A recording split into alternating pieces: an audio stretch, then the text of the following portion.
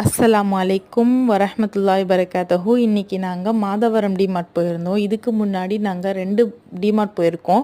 ஒன்று விருகம்பாக்கம், ஒன்று வேளச்சேரி. இந்த 3 டிமார்ட்லேயும் எனக்கு ரொம்ப பிடிச்சது விருகம்பாக்கம் டிமார்ட் தான். ஏன்னா அங்கே நல்லா ப்ரைஸ் நல்லா அஃபோர்டபுளாக இருந்துச்சு.